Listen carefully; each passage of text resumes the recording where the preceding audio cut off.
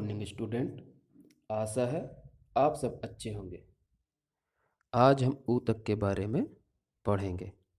आप जानते हैं कोशिकाएं किसी भी जीवन की मूलभूत एवं आधारभूत संरचनाएं होती हैं, या ऐसा कहें कोशिकाएं जीवन की क्रियात्मक एवं संरचनात्मक इकाई होती है। कोश कोशिकाएं आपस में मिलकर ऊतक का निर्माण करती हैं एवं ऊतक अंगों का निर्माण करते हैं। तो हम देखते हैं ऊतक होता क्या है। आइए देखें। वे कोशिकाएं जो आकृति में एक समान होती हैं तथा किसी कार्य को एक साथ संपन्न करती हैं, समूह में एक ऊतक का निर्माण करती हैं। अथवा ऐसा कहें, ऊतक कोशिकाओं का समूह होता है जिसमें कोशिकाओं की संरचना तथा कार्य एक समान होते हैं। ठीक, अगर हम उदाहरण से समझें तो हम अपनी क्लास का ही एक उदाहरण ले लेते हैं।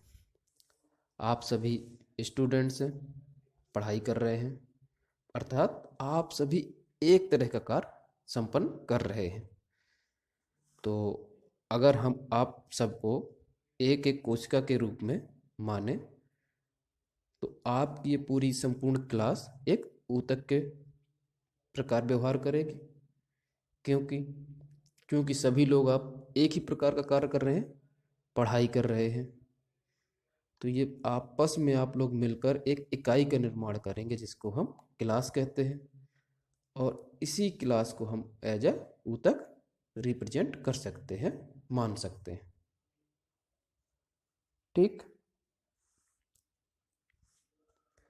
ऊतक दो प्रकार के होते हैं, जंतु ऊतक, पादप ऊतक। और आज हम अपनी इस क्लास में विशेषतः पादप ऊतक के बारे में ही पढ़ेंगे। पादप ऊतक दो प्रकार के होते हैं, ये भी दो प्रकार के होते हैं, विभज्योतक ऊतक और स्थायी ऊतक। विभज्योतक ऊतक क्या होते हैं? ऐसे ऊतक की कोशिकाएं जिनमें विभाजन की क्षमता हो, उनको विभज्योतक ऊतक कहते हैं। विभज्योतक ऊतक की कोशिकाएं पतली भित्ति, अधिक कोशिका द्रव और सुस्पष्ट केंद्रक युक्त होती हैं, लेकिन इनमें रसधानी नहीं होती।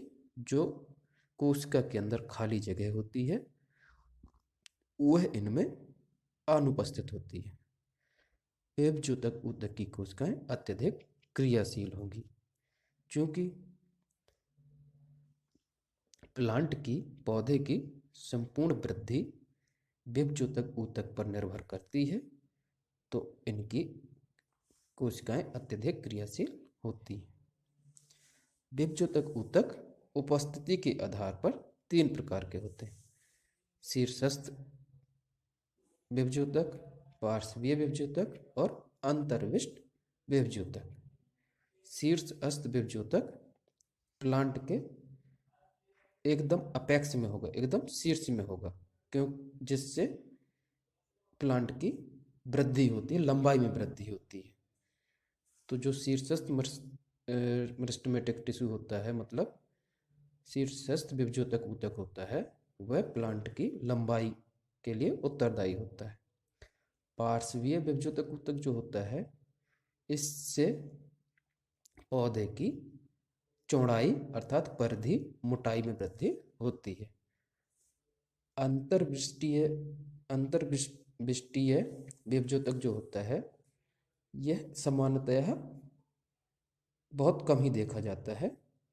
और ये जब नोड, जो इंटरनोड होते हैं, जहाँ पर दो शाखाएं आपस में जुड़ती हैं, वहाँ पर यह पाया जाता है। Permanent tissue. स्थायी ऊतक विभज्योतक ऊतक से ही बने होते हैं, क्योंकि पूरे प्लांट टिश्यू में, पूरे पादप ऊतकों में विभाजन की क्षमता मात्र विभज्योतक ऊतक में होती है।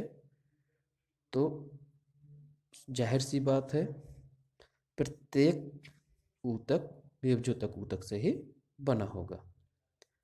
तो ऐसे विभज्योतक ऊतक जो एक बार विभाजित होने की क्षमता खो देते हैं, उनको परमानेंट टिश्यू में परिवर्तित हो जाते हैं। वह परमानेंट टिश्यू में या स्थायी ऊतक में परिवर्तित हो जाते हैं।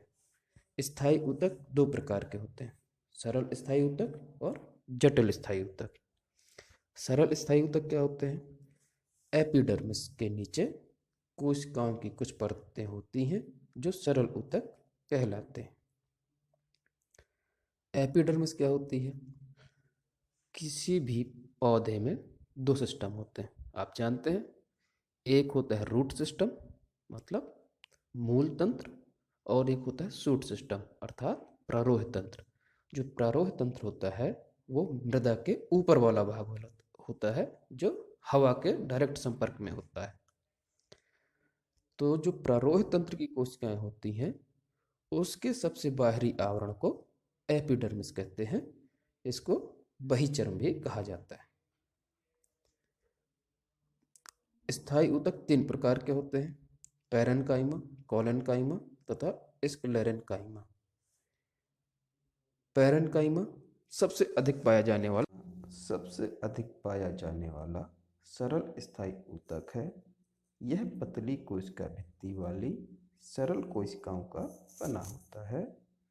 ये कोशिकाएं जीवित होती हैं। ये प्रायः बंधन मुक्त होती हैं, अर्थात पैरेन्काइमा ऊतक की कोशिकाओं के चारों तरफ अत्यधिक अंतरकोशिकीय स्थान उपस्थित होता है। ये ऊतक प्रायः भोजन का भंडारण करते हैं। कुछ पैरेन्काइमा ऊतकों में क्लोरोफिल पाया जाता है, जिसके कारण प्रकाश संश्लेषण की क्रिया संपन्न होती है। इस स्थिति में इन ऊतकों को क्लोरेन्काइमा कहते हैं। इसी प्रकार जलीय पौधों के पैरेन्काइमा में कोशिकाओं के मध्य हवा की बड़ी बड़ी कोशिकाएं होती हैं, जिसके कारण ये जल में तैरते हैं। इस प्रकार के पैरेन्काइमा को एरेन्काइमा कहा जाता है। कोलेन्काइमा। पौधों में लचीलेपन का गुण कोलेन्काइमा के कारण होता है। यह पौधों के विभिन्न भागों जैसे पत्ती, तना में बिना टूटे हुए लचीलापन लाता है। यह पौधों को यांत्रिक सहायता भी प्रदान करता है। हम इस ऊतक को एपिडर्मिस के नीचे पर्णवृंत में पा सकते हैं। पर्णवृंत पत्ती जिसके द्वारा शाखा से जुड़ी होती है उसको पर्णवृंत कहते हैं। इस ऊतक की कोशिकाएं जीवित, लंबी और अनियमित ढंग से कोनों पर मोटी होती हैं तथा कोशिकाओं के बीच बहुत कम स्थान होता है। स्क्लेरेन्काइमा। यह ऊतक पौधे को कठोर एवं मजबूत बनाता है। आप सबने नारियल देखा होगा। नारियल के रेशे युक्त छिलका स्क्लेरेन्काइमा द्वारा बना होता है। इस ऊतक की कोशिकाएं मृत होती हैं। ये लंबी और पतली होती हैं। क्योंकि इस ऊतक की भित्ति लिग्निन के कारण मोटी होती है, प्रायः भित्ति इतनी मोटी होती है कि कोशिका के भीतर कोई आंतरिक स्थान नहीं होता। यह ऊतक तने में, संवहन बंडल के समीप, पत्तियों की शिराओं में तथा बीजों और फलों के कठोर छिलकों में उपस्थित होता है। यह पौधों के भागों को मजबूती प्रदान करता है। तो हमने इस वीडियो में ऊतक के बारे में पढ़ा, ऊतक की